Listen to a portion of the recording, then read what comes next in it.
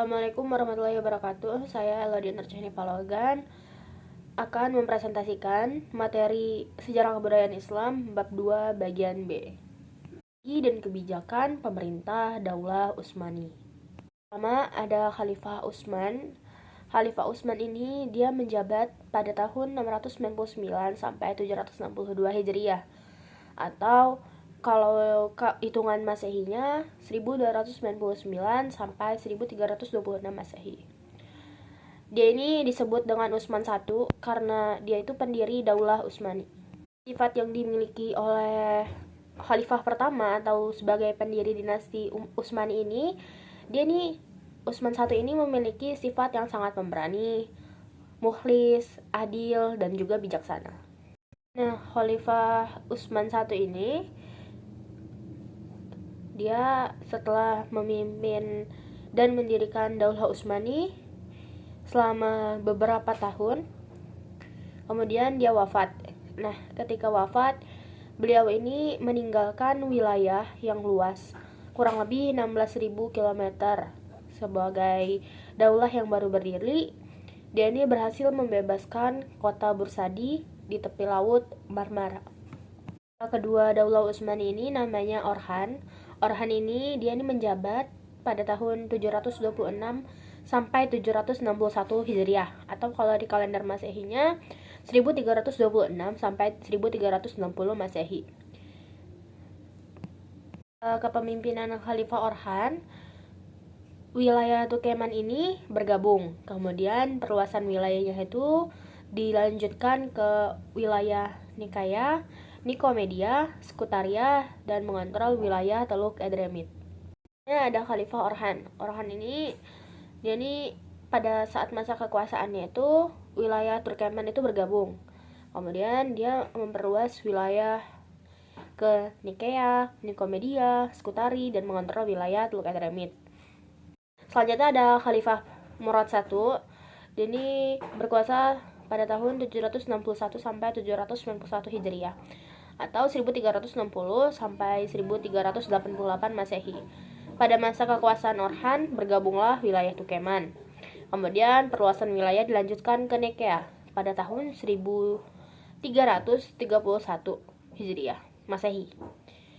Kemudian Nikomedia bergabung pada tahun 1337 Masehi, Skutari 1338 Masehi. Kemudian Murad I ini mengontrol wilayah Teluk Edremit. Orhan juga berhasil mendirikan jabatan Sadr Azham, Perdana Menteri. Jabatan tersebut diberikan pada adiknya, yaitu Alauddin. Tentara di era Orhan itu dibentuk dengan sistem yang sangat rapi dan juga teratur. Ia juga membentuk tentara khusus dengan nama Insyikyariyah atau Janissary, yakni Tashri. Selanjutnya ada Khalifah Bayazid I yang berkuasa pada tahun 791 sampai 805 Hijriah. Beliau ini orang yang sangat pemberani, cerdas, murah hati, dan punya semangat juang yang sangat tinggi untuk menaklukkan wilayah. Nah, wilayah ini semata-mata bukan hanya untuk dirinya sendiri, tetapi untuk menaklukkan wilayah-wilayah Islam. Nah, wilayah-wilayah ini ditaklukkan untuk menyebarluaskan agama Islam. Oleh karena itu, dia ini sangat memperhatikan permasalahan-permasalahan yang terjadi di militer. Kemudian, dia juga mengarahkan perluasan wilayah ke negara-negara Kristen Anatolia hanya dalam jangka waktu 1 tahun. Negeri-negeri itu dalam kekuasaan Daulah Utsmaniyah. Bayazid bergerak begitu cepat di antara dua Balkan dan Anatolia. Pengaruhnya ini sangat mencepaskan seorang paus. Nah, karena dia sudah berani untuk menaklukkan wilayah Balkan dan Anatolia, dan ini diberi gelar Yaldrum. Yaldrum ini memiliki arti yang sangat baik, yaitu kilat. Karena beliau tadi sudah berhasil melakukan dua Balkan dan Anatolia.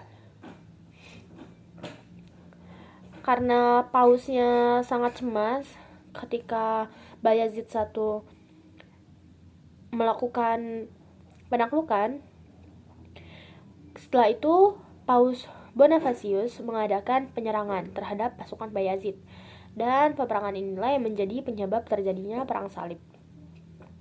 Konstantinopel hampir saja tidak bisa dikuasai, namun Bayazid mengurungkan niatnya dari penaklukan Konstantinopel karena munculnya bahaya baru terhadap Daulah Utsmaniyah.